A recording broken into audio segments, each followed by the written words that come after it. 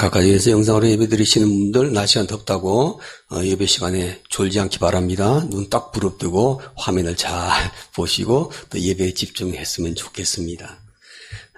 프랑스의 유명한 몽고메리라는 장군이 있습니다. 이 사람은요 1차 세계대전, 2차 세계대전에 참여했던 장군이었는데 1차, 2차 때 아주 뛰어난 활약을 펼쳐서 전쟁 영웅이 된 인물입니다.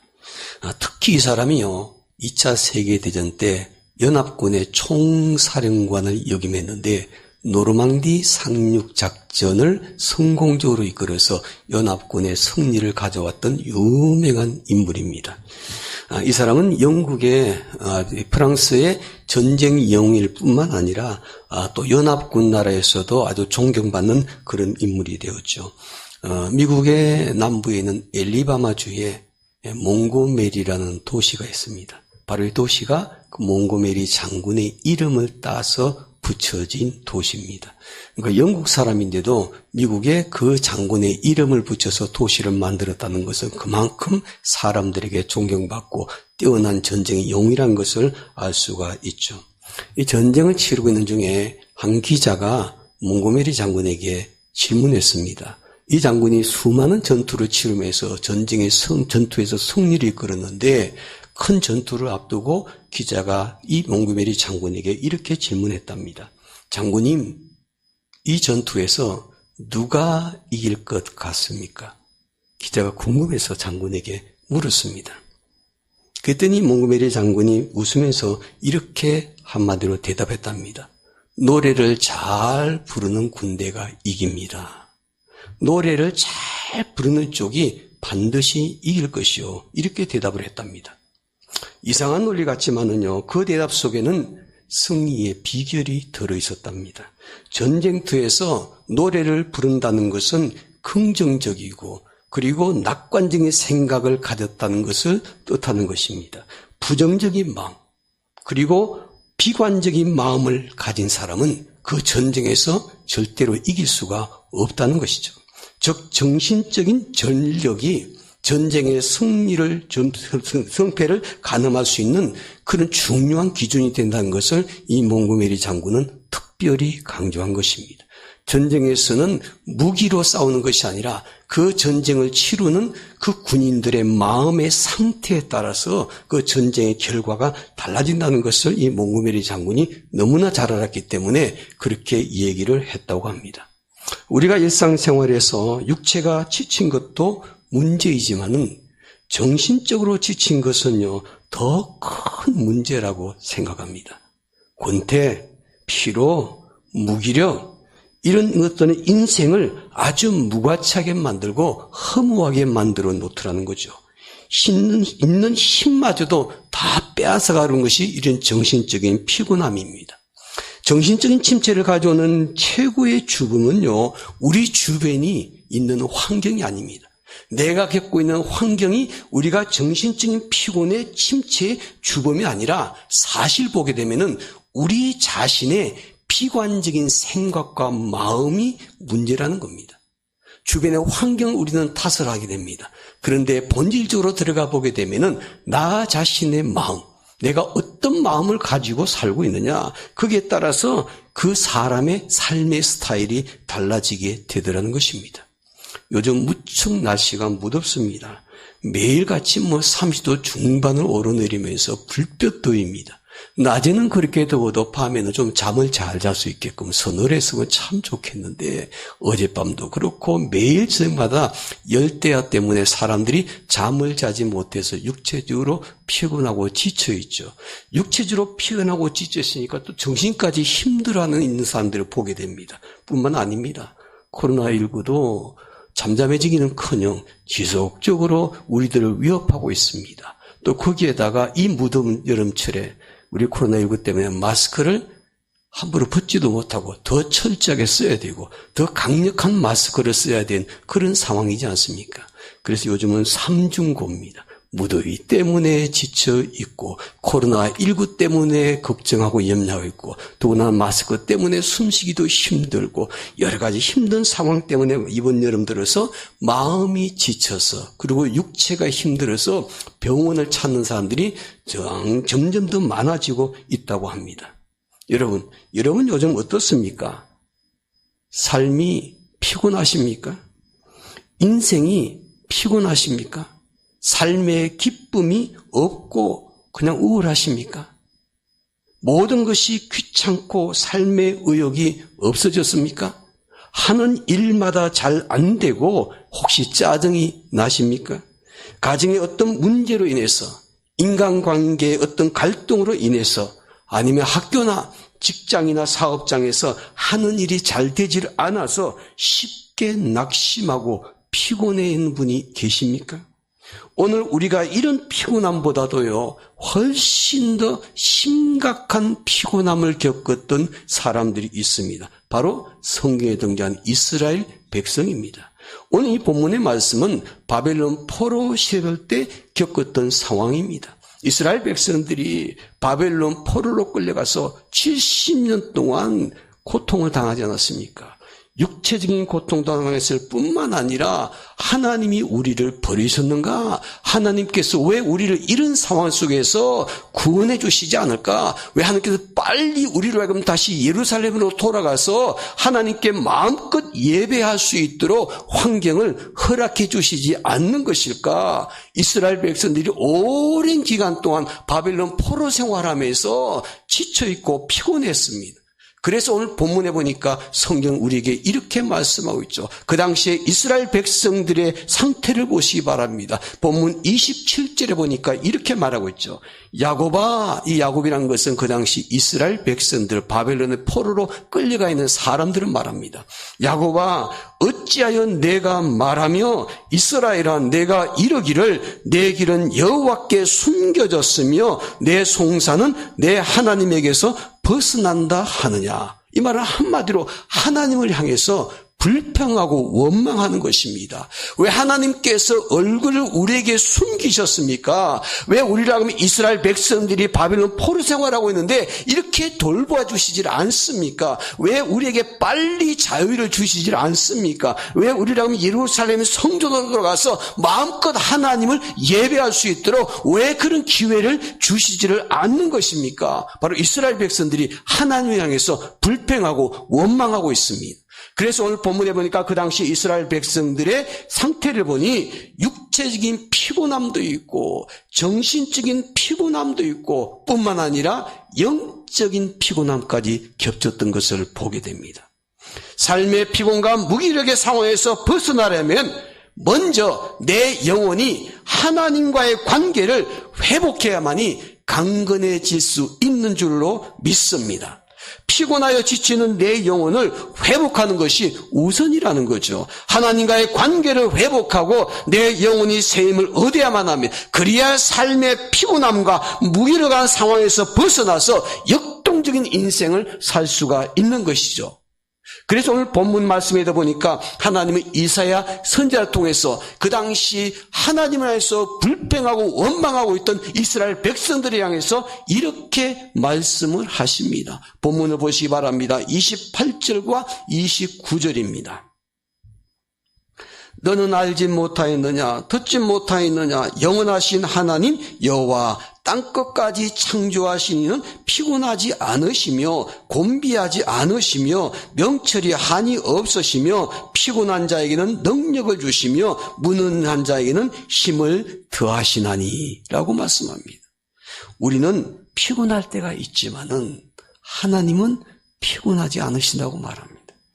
우리는 곤비할 때가 있지만은 하나님은 곤비하지 않으신다고 말합니다.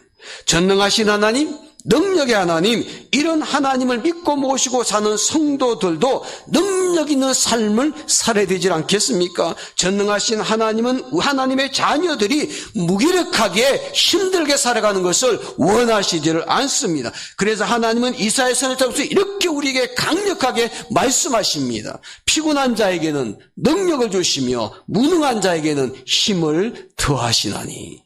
온 세상을 창조하신 하나님은 피곤한 자에게 능력을 주시며 무능한 자에게 힘을 더해 주신다고 말씀하고 있지 않습니까? 그러므로 하나님의 자녀인 우리는 하나님께서 부어주시는 새 힘을 얻어서 하나님의 능력으로 역동적인 삶을 사는 그리스도인들이 되어야 될 줄로 믿습니다.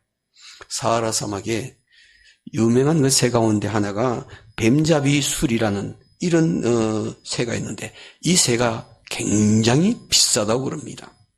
이 새 한 마리의 가격이 약 한 $3,000 정도에 이른다고 그럽니다. 우리 돈으로 말하면 약 한 350만에서 한 400만 원 사이쯤. 그 새 한 마리의 가격이 그 정도 대단히 비싼 새입니다.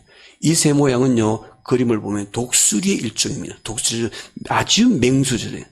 이 뱀잡이 수리는 주로 이제 공중을 날아다니면서 뭘 잡으냐면 땅에 있는 두더지가 가면은 쏜살같이 내려와서 두더지를 낚아채고 뱀이 기어가게 되면은 쏜살같이 내려와서 뱀을 낚아채 갑니다.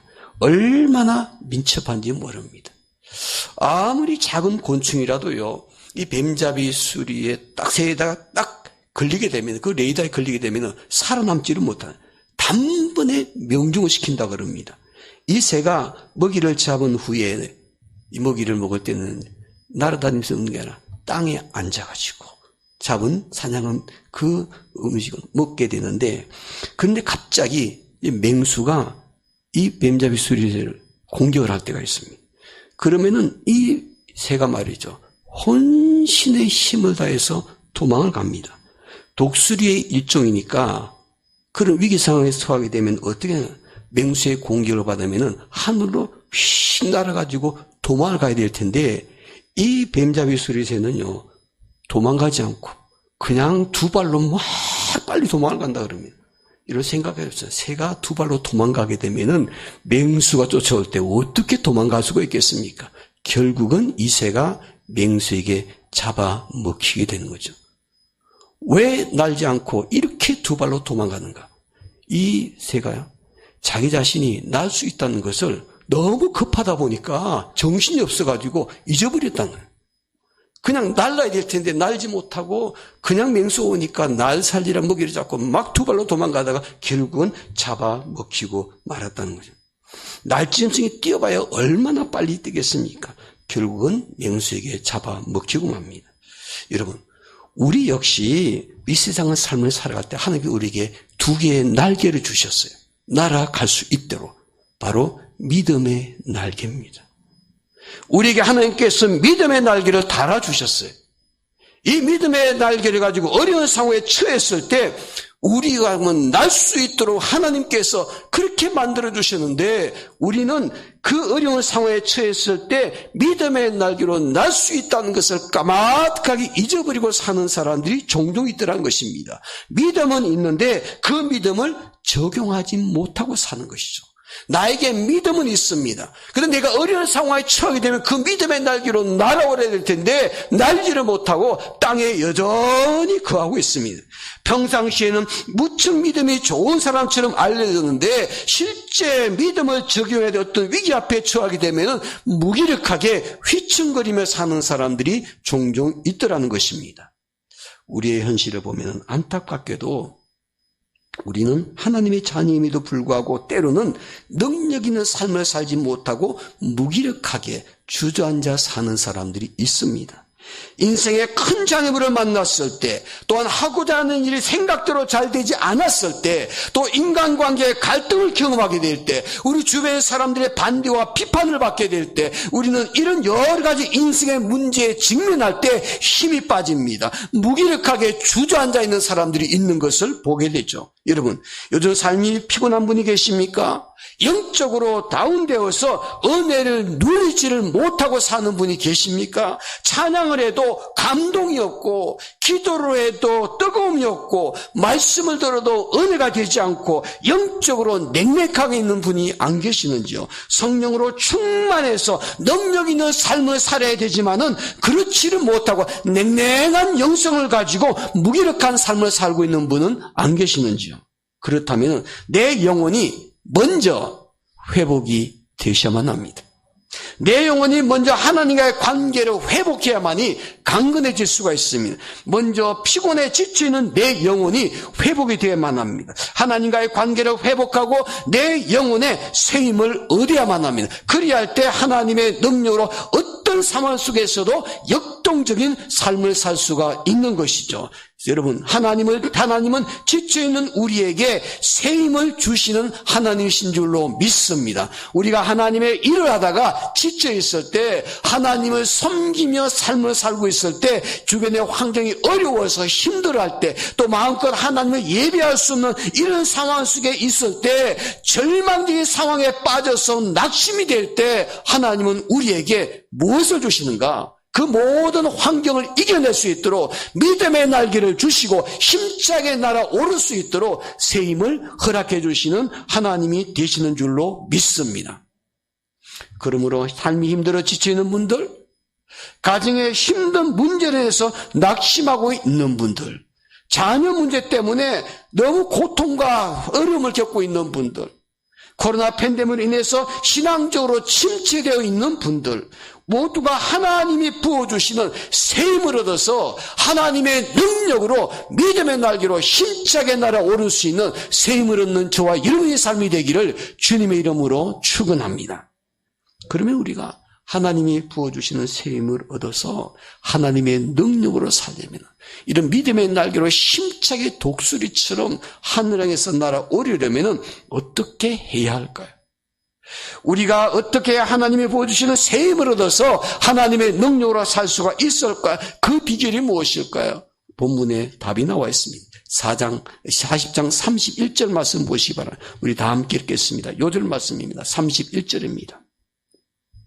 오직 여호와를 앙망하는 자는 새 힘을 얻으리니 독수리의 날개치며 올라감 같을 것이며 다른 박질하여도 곤비치 아니하겠고 걸어가도 피곤치 아니하리라. 아멘. 다시 한번 제가 읽겠습니다. 천천히. 31절입니다. 오직 여호와를 앙망하는 자는 새 힘을 얻으리니 독수리의 날개치며 올라감 같을 것이며 다른 박질하여도 곤비치 아니하겠고 걸어가도 피곤치 아니하리라. 오직 여호와를 앙망하는 자, 어떤 상황 속에서도 하나님을 바라보는 자, 하나님을 먼저 생각하는 자, 하나님께 소망을 두고 사는 자, 이런 사람이 하나님께서 주시는 새 힘을 얻게 될 줄로 믿습니다. 피곤한 영혼도 회복하게 될 것입니다. 지쳐있고 탈진 상태에 있는 우리의 영혼을 강건하게 만들 수 있는 분은 오직 하나님밖에 없는 줄로 믿습니다. 우리가 세상 주변의 환경들을 자꾸 바라보게 되면 또 나를 힘들게 하는 그 상황과 또 나와 갈등 관계에 있는 그 사람들을 자꾸 바라보게 되면 회복이 되지를 않습니다. 그 문제로부터 우리의 시선을 돌리셔야 됩니다. 그 시선을 어디로 돌려야 되는가? 하늘을 향해서 하나님을 바라보는 사람이 되셔야만 합니다. 하나님을 앙망하는 자, 바로 이런 자들이 새 힘을 얻게 될 것이고 하나님의 능력으로 삶을 살게 되더라는 것입니다. 비행기를 조종하는 파일럿이요, 종종 사고가 나지 않습니까? 근데 파일럿 가운데에서도요, 사고가 날 때 보면은 가장 숙련된 파일럿이 뜻밖에도요, 아주 평이한 상황 속에서 사고가 훨씬 더 많더라는 거죠. 그러니까 기상 악화라든지 아니면 위험한 상황에 처했을 때 이 비행기 사고보다는 아주 평범할 때, 환경이 다 좋을 때 그 운항 속에서 비행기 사고 날 때가 훨씬 더 많더라는 거죠. 숙련된 아주 능력 있는 조종사일수록 더 그렇답니다. 그래서 왜 그럴까? 왜 기상 악화 때, 또 위험한 상황 속에 있을 때보다도 아주 평이한 비행 중에 왜 사고가 이 숙련된 조종사들에게는 더 많이 일어날까? 그래서 그 한국 연구에서 조사를 해봤습니다. 연구를 해보니까 이런 결과를 얻게 되었답니다. 숙련된 파일럿이요, 아주 평이한 좋은 환경 속에 운항할 때는 지나치게 자기 자신의 능력을 과신하게 되더라고요. 모든 환경을 자신의 실력을 과신한 나머지 뭘 안 보냐면요. 계기판을 절대 안 본답니다. 주변의 환경만 쳐다보는 거예요. 보니까 오늘 폭풍우도 없고 기상도 아주 양호하고 모든 주변의 하늘의 환경이 너무 좋으니까 이 조종사가 숙련되다 보니까 자기의 능력을 믿고 계기판 보지 않고 주변 하늘만 바라보고 운항하다가 사고 난 경우가 많더라는 거죠. 기상 악화가 오고 위험한 상황에 처하게 되면은 원칙으로 돌아갑니다. 뭘 바라보느냐? 배운 대로 계기판을 보고 사람들이 집중하게 되더라는 거죠.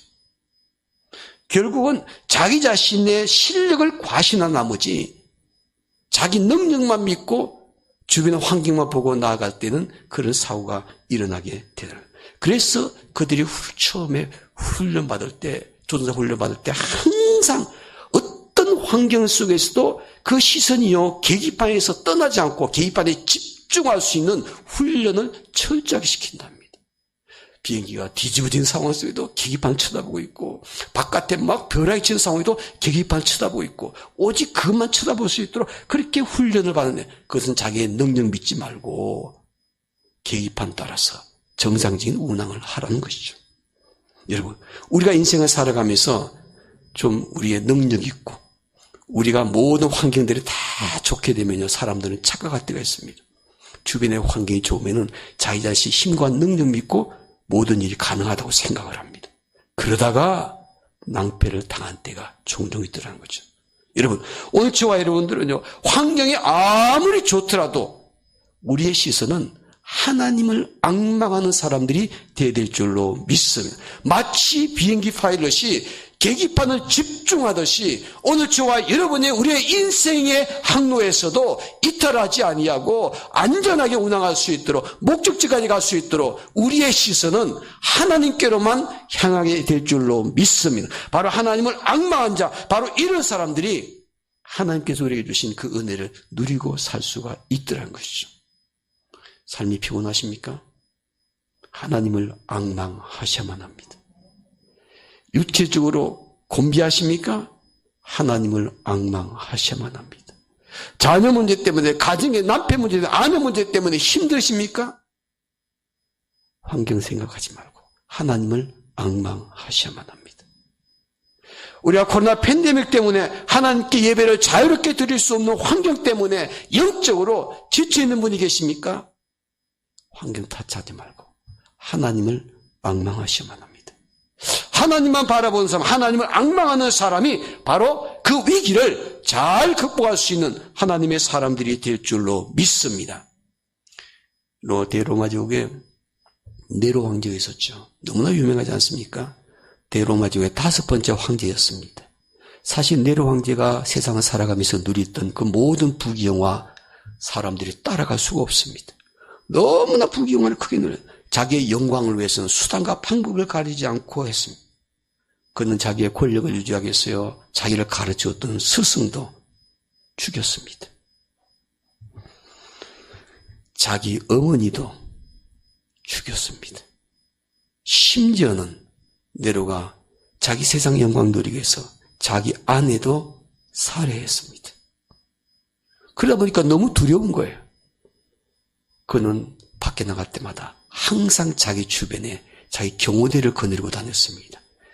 역사에 보니까 몇 명이냐면요, 3,000명의 경호대를 거느리고 항상 다녔습니다. 상하로 왕궁을 설치하고 그래서 그냥 그것을 다 누리고 살았던 사람이에요. 심지어는 나중에 황금으로 자기의 궁을 만들기도 했었죠. 결국은 엄청난 황금궁에도 짓기도 했지만은 결국 네로가 말로가 어떻게 됐습니까? 하나님을 앙망하고 살아가는 하나님의 사람들을 그렇게 핍박하더니 결국은 자기 스스로 독약을 먹고 자살했습니다. 세상 것에 모든 소망 두고 그렇게 인생을 살았지만 사실 사람들 중에 최고의 세상 것을 누렸던 사람이었지만은 결국 거기에 소망 두고 살아갔던 사람의 말로 하나님께서 우리에게 분명하게 보여주셨습니다. 그러나 그의 핍박받았던 하나님의 사람들, 하나님을 앙망하고 살았던 사람들은 그 상황 속에서도 행복한 인생을 살았던 사람들입니다. 핍박하는 네로는 세상에 소망 두고 살았지만 핍박받은 그리스도인들은 하나님께 소망 두고 하나님을 앙망하고 살았던 사람이었죠. 결국은 최후의 승리자는 네로가 아니라 그리스도인들이었습니다. 여러분, 장미꽃을 보시기 바랍니다. 우리 교회도 화장실 앞에 장미꽃이 있습니다. 종종 장미꽃을 보면서 전 두 가지의 마음입니다. 한 가지의 마음은 꽃이 막 필 때 보면요, 어쩜 그리 이쁜지 색상 보세요. 제가 참 좋아하는 색상입니다. 아주 그냥 빨간 색상이요, 촌스럽지 않게 아주 고상한 그런 붉은색입니다. 그런데 한 가지 제가 두 번째는 싫은 것이 있습니다. 그 가지를 만지다 보면 가시에 찔려요. 꽃은 너무 예뻐요. 그런데 그 가시가 저를 찌르요. 그리고 처리하는 것이 참 힘들어요. 그런데 제가 맞아요. 그 장미꽃을 보면서 가시가 너무 힘들기 때문에, 나를 찌르기 때문에 그게 싫어서 장미꽃을 미워한다고 생각해요. 그 아름다운 장미꽃은 제 마음에 감동을 줄 수가 없습니다. 그 장미를 바라보는 순간 가시부터 먼저 생각하게 됩니다. 여러분, 장미의 가시를 생각하고 그 가시가 우리를 찌르고 아프게 하기 때문에 낙심하고 좌절한 사람들은요, 그 장미꽃의 아름다움을 볼 수가 없습니다. 우리의 인생도 마찬가지거든요. 때로 우리를 찌르는 가시가 있습니다. 육체의 가시가 있고, 자식의 가시가 있고, 물질의 가시가 있고, 인간관계의 가시가 있고, 이런 가시들이 우리에게 있는데 그 가시에게만 집중하게 되면은 내 아름다운 인생을 볼 수가 없는 것입니다. 여러분, 우리 인생에 가시만 보지 말고 아름다운 꽃을 보는 성도들이 되었으면 좋겠습니다. 이 코로나 팬데믹 시대 속에서도 너무 힘들고 고통스러운 이런 환경들을 자꾸 바라보게 되면은 불평하고 원망하게 됩니다. 코로나 팬데믹 시대 예배를 제대로 드리지 못하는 상황 속에서 그리스도인들이 신나가지고 웃고 다니면 사람이 이렇게 생각하거나, 아, 그것이 좋은가 보다. 그렇지 않습니다. 가시가 있지만 그래도 이런 상황 속에서 인생을 행복하게 살 수 있기 때문에, 그 이유는 하나님을 앙망하는 사람이기 때문에. 이런 코로나 팬데믹 시대에서도 하나님을 앙망하는 사람이 어떤 환경과 상황 속에서도 아름다운 장미꽃을 즐길 수 있는 사람이 될 줄로 믿습니다. 독일의 나치 수용소에 수감됐다가 극적으로 살아남았던 네덜란드의 코리 덴 붐이라는 여사, 너무나 유명하죠. 그는 너무나 고통을 엄청나게 겪었던 사람이에요. 인생을 살아오면서 너무나 끔찍한 상황들을 많이 경험했던 사람이었습니다.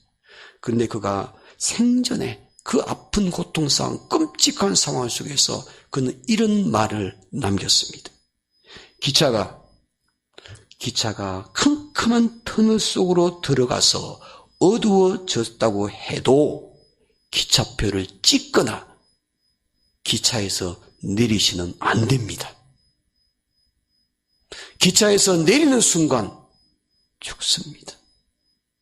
아무리 터널 속에 들어가서 주변의 환경이 캄캄해져도 기차표는 찍지 마십시오.